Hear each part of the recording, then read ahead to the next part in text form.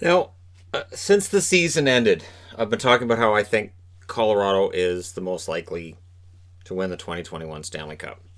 But I thought, you know what? Why don't I take this brand new cup magnet that's been put together, which is actually six stickers combined to form one magnet, and those stickers are from this year's tops. So if you're wondering, well, where did he get that? It's this year's top stickers. There's only two of them in a box. There's only two of these stickers out of six that's in a box. It's expensive. So, but I had this idea last year too. They had a four-piece puzzle for the cup, and I never got the fourth piece. Couldn't get it. So they're still around here somewhere. Couldn't get it. So it's almost like Upper Deck makes them, but I know they're tops, but it feels like Upper Deck because you just can't complete a set. You're like, all right, I need. Why am I getting all doubles? I still need. All right. Of course, with Upper Deck, you may get two of the exact same card in a pack. That's one of the wonderful things about Upper Deck. At least that used to be the case. I haven't seen it lately because I stopped buying packs a long time ago, at least with Upper Deck. So, just buy the set. It's so much cheaper. So, we're going to put teams under five different categories in terms of where they are in their Stanley Cup chase for 2021 as far as I'm concerned right now. Now, there's still free agents out there to be had. There's still going to be trades between now and then. We don't know when the season's going to start, what the divisions are necessarily going to look like, although we have an idea. But why not? So we're going to go in alphabetical order because if you're a Winnipeg fan, you know that's how that works, and I apologize. But then change your name to A Winnipeg. All you have to do is change it to A Winnipeg, not EA Winnipeg. That would be very Canadian. But even if it was EH Winnipeg, at least then you're in the E's, you'd be right behind Edmonton. So, sure, they're Stanley Cup contender. Maybe as in they still need a little bit of work, I think, to get there. Fringe means probably not. Unlikely means they're probably going through a retool, rebuild, or they're not quite there yet. And no means no, they're not a cup contender right now. Now, for longtime viewers of this channel, you are well aware that it is very likely, very, very likely that somebody under the no will end up making the playoffs and going on an unlikely run. So let's start with Anaheim. I have Anaheim under no. I don't see Anaheim as being, and again, this is for 2021. I think Anaheim's building in the right direction. I think they're making the right moves. Adding Shattenkirk's fine, but no cup for them this year. Arizona, I'm going to put them under unlikely. Now, I would put them under flat no, but they did show something against Nashville that I don't think they required Taylor Hall for. I don't think if Taylor Hall doesn't play in that series against Nashville, I don't think they lose that series against Nashville. So, it does hurt losing Hall. It does hurt that they're going through all this tumultuous offseason crap that they're dealing with. But I'm not going to put them under strictly no. I just, very, very, very unlikely. Highly unlikely. Boston? Yeah, sure. Now, Boston's going to have trouble replacing Torrey Krug's production on the blue line. But they're still a contender, at least for now. And whether or not they've made the right moves to stay in contention, we'll see. But yeah, they're at this point, yeah, they're still a contender. Buffalo, I'm going to put Buffalo under unlikely. Now, I'm not going to put them under a no because I like the moves they've made. Here's the thing. Putting together a good team on paper is one thing. Seeing it on the ice and seeing it mesh and teams really come together, that's the important thing. And we don't know where that's going to be yet. So I have them as unlikely, but I'm not going to have them as a pure no. Calgary, I have as a maybe. For the same reason that I have Buffalo as an unlikely. We'll see how Markstrom does in a new environment. We'll see how Tanev plays. And we'll see how the changes to this roster have improved things or whether or not they've just kind of stayed the same. And it depends on who you ask. There are those that'll say, yep, they've absolutely improved. But, again, for me, Calgary I have as a solid maybe. Definitely solid, especially if Markstrom can pick up where he left off for Vancouver. Carolina, maybe. And again, for Carolina, it's an interesting question mark for me because it's not exactly the same question as Calgary because most of these players in Carolina are going to be the same ones who lost round one against Boston last year. Have they learned enough over the last couple of years that they can become a full-on Stanley Cup contender and make that move forward this coming year? We'll see. all Stanley Cup champions go through their trials and tribulations along the way. St. Louis went through plenty, right? The Tampa Bay Lightning went through a ton as well. So, Carolina could be that next team that we look back and say, well, Tampa won a cup in 2004, and then the next cup was awarded in 2006, so that was Carolina. So why didn't we see that coming, that Tampa wins it in 2020, and then Carolina wins it in 2021? It just makes so much sense. Chicago, I have Chicago as a no. Now, I know this will not be a surprise to Chicago fans, but the fact that I have them as kind of a hard no, like it's just not. And I actually have a magnet made for hard no, which is the phrase from Wayne and Letterkenny. It just won't fit on this board, and then have everything else fit. So, it's a no for me for Chicago because I haven't seen either of their goaltenders actually play as a starter for a full season, and I'm not sure that they've upgraded necessarily. And that's the team that has finished below the playoff line 3 years in a row and made the playoffs this year because they want to play in round against Edmonton. That really they shouldn't have, but Edmonton found a way to kind of blow themselves up in that one, as well as Chicago showed their experience in that series. So I'm not trying to take anything away from Chicago. Colorado, everybody knows I think Colorado's a contender. This is not a surprise to anybody. And yeah, absolutely, the Colorado Avalanche are a contender. Now, I think they should win the Stanley Cup. I really do. I think they should win the Stanley Cup. I think that there's every reason to believe that this is their progression along the way, and now they're ready to break through and make that work. And they went through all those injuries and all those setbacks this year. I think next year, I think it's going to be a good year for them. But again, Columbus, I have as a fringe team. And Columbus, again, you look at their roster, they have Werenski and Jones on the blue line. They have Korpisalo and Merzlikins in net. They need to show that it wasn't just a one-hit wonder kind of thing in goal.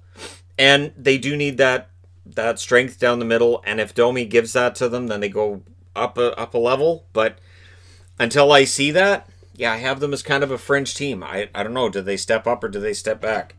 Dallas I have as a maybe. I have Dallas as a maybe. Yes, they went to the Stanley Cup Finals. That's great. That's fantastic. But you look at the last, say, 20 years, and teams that go to the Stanley Cup Finals and lose that Stanley Cup Finals series, the year after can be a challenge. And so, and I think for Dallas, they have to show they can get that consistent offense. We saw throughout that playoff run the good and the bad of their attack, and how good it can be at times, and then just how terrible it can be when it's anemic. You can go a whole period without a shot. Sure, why not? And this is the frustration I went through all year, and then in the playoffs, they get all the way to the finals. But again, Tampa's marquee players outplayed the marquee players for Dallas. And the marquee players for Dallas got outplayed a lot during the regular season, too. Detroit. Well, you know where Detroit's going to go, right? Yeah, Detroit is not, at this stage, a contender for a cup. Nobody's going to unsubscribe because I said that they're not a cup contender. It's not. Are they getting closer? Yes, I think they are getting closer. Are they there? No. And again, they've added some players in the offseason. I like what they've done, but they're not in any position to challenge for anything yet. Oilers, I have as a maybe. Oilers, they went through their massive disappointment, and it's too bad because the massive disappointment followed what was a pretty good regular season. And I mean, as a team, a pretty good regular season, and of course, Draisaitl had a fantastic regular season. And so for that reason, I think, the Oilers, if they could put that together, and if their depth becomes solid, which it should, a full season of Yamamoto should help. Puljujarvi being back should help. Clefbaum's out all year and they don't find a way to replace him. That's going to be a major drop. But I'm going to go ahead and say Ken Holland will figure that out, and they'll be able to cobble together a decent enough top six. Their top six really did cost them tremendously against the Chicago Blackhawks. Florida, to win a Stanley Cup, I'm gonna say unlikely. I can't get there. I've had Florida in the playoffs the last two season previews. I've said, yeah, I think Florida makes the playoffs. They burned me both times. And I don't know that I look at this team now and say they're better than the one that lost against the Islanders in the play-in round. I can't get there. So, to me, Florida, yeah, I see them as being unlikely. Not a no necessarily, but definitely unlikely. LA, I still view LA as a no. For an actual Stanley Cup, I would say no. And again, I don't think that'll offend LA fans. I don't think Kings fans are going to be all upset that I'm saying no to them winning the Stanley Cup in 2021. But I can't see it. Peterson's an excellent goaltender. I like Peterson. I think Byfield's going to be a solid forward for them, and he should play with them right out of the gate. But there's some work to be done, and there's lessons to be learned along the way. You don't just add a player and then become a cup champion the next year. Even Crosby, even Patrick Kane, even in those situations, Kopitar with the Kings originally, it takes a while to get there. So, yeah, I don't see the Kings getting there. Minnesota, I'm going to put them under unlikely. And if they had maybe got a guy like Braden Holtby, maybe if they had gotten, I don't know, something in net that might, if they'd gotten Markstrom, I would have put them into fringe category. I would have bumped them up. But as it is, I have Minnesota in the unlikely category. There's some good pieces there, yes. Will they contend for a playoff spot? In all likelihood, yes. It's going to be tough for them, though. I have no doubt they've made some big moves, but are they going to hurt? Or are they going to be hurt without Stahl down the middle? And, acknowledging that you need to improve your center spot and then letting Koivu go for nothing and then trading out Stahl. I don't know. There's a lot of risk there. There's a ton of risk being taken by Minnesota. Montreal, I have them as a fringe. Not necessarily in the maybes or the sure, but fringe team, and they're never going to be below that as long as they got Carey Price in net. They're never going to be below that as long as they're in Montreal. That pressure's there. It's always going to be there because they're in Montreal, but I'll say fringe. That probably not, but you just never know what might happen. Nashville, I'm going to put Nashville in the fringe category as well. Nashville, I think, is dropping in terms of their spot as a contender in the NHL. I think the loss against Arizona, this could be a bit of a warning red flag, sort of like Chicago a few years ago when they got swept, ironically, by Nashville, because I'm mentioning Nashville and now I'm referencing them to Chicago. Maybe it's Nashville's time, that they're going to fall out of the playoffs and follow a pattern similar to Chicago's. And similar to Chicago's, they've got some forwards tied up to some pretty big contracts that are long-term. So for Nashville, it's going to be interesting to see where they actually end up.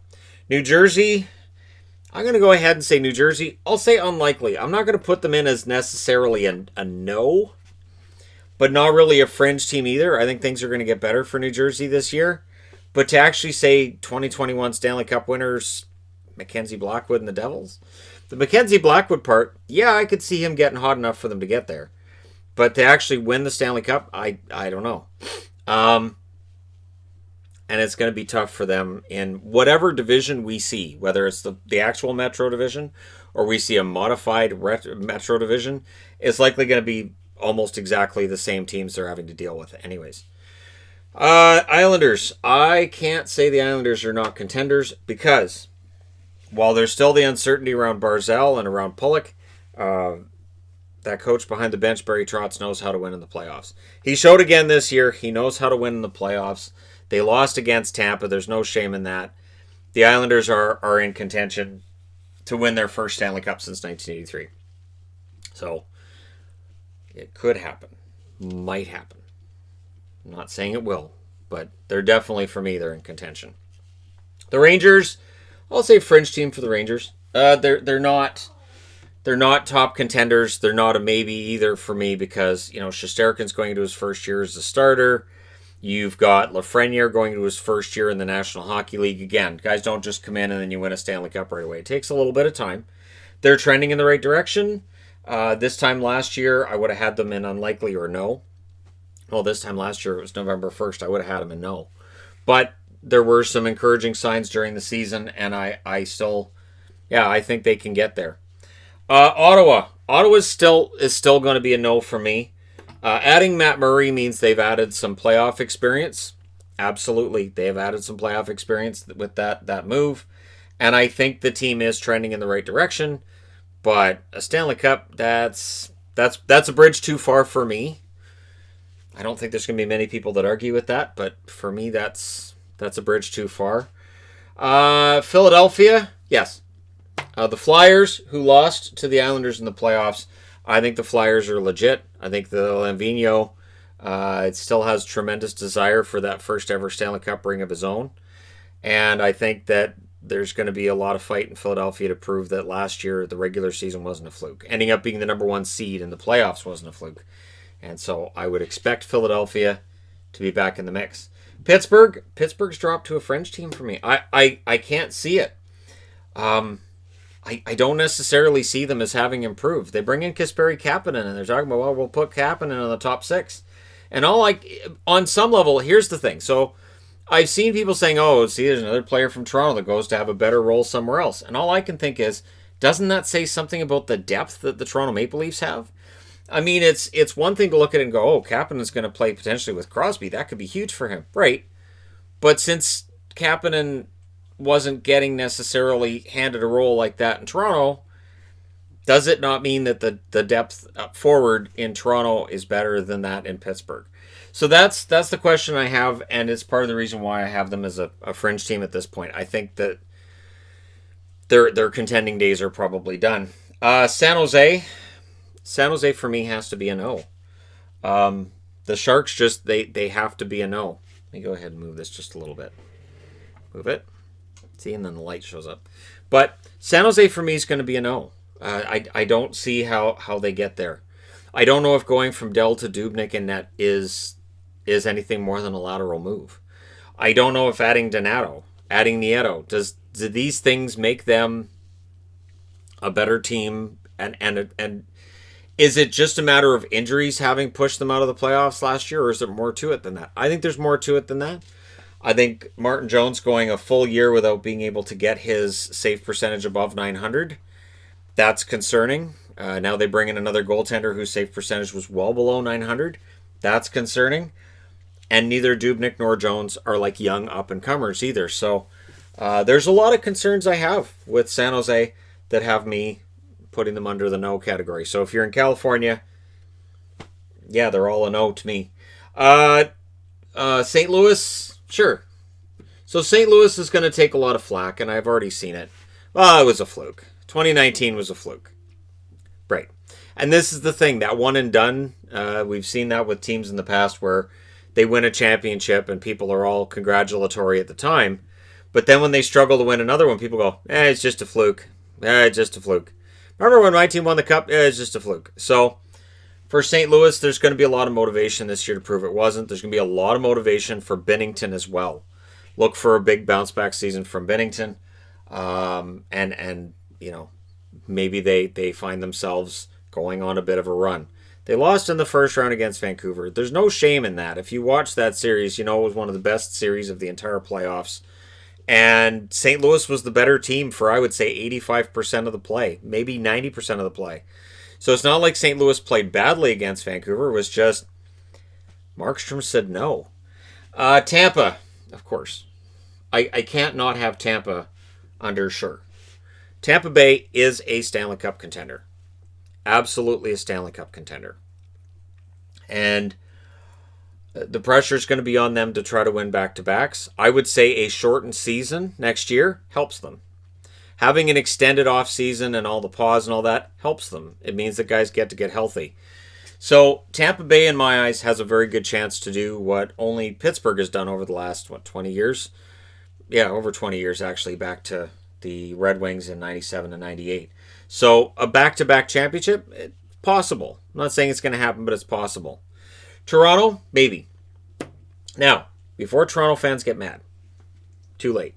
The reason I have them as a maybe is there's a lot of new additions, right? And so we'll see if that actually makes the team better or not. The argument over whether or not Joe Thornton is past his prime. Well, there's no argument. We know he's past his prime. It's how far. How much does he have left? My guess is he plays this year and then he retires. So from anybody who wants to talk about his no movement clause and the expansion draft, if he retires after the season, it really doesn't matter because then he's just retired. So I think the no movement clause is just to make sure that Toronto doesn't move him at the deadline. He doesn't want to get moved again.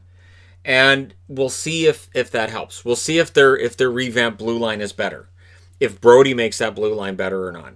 But I still want to see that in action. I want to see if their goaltending is good enough over a full season, whether it's a 48 game season, 60 game season, whatever it is.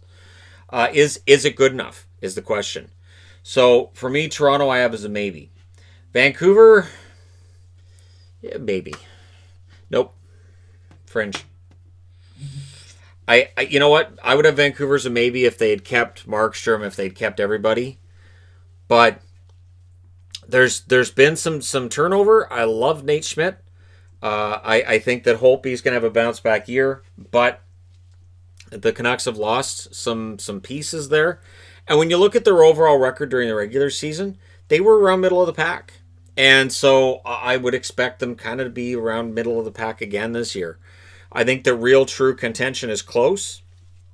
I think the Vancouver Canucks will get to real true contention, but they're going to have to navigate this cap hell that they're in first. And if Benning can get them out of it, buy out with Louis Eriksson next year. Can't buy him out this year, but you can buy him out next year and save some money. And then you've got expiring contracts coming off as well. You can get Pettersson and Hughes signed to long-term extensions, and then you can talk about really contending for a Stanley Cup, I would think, from there.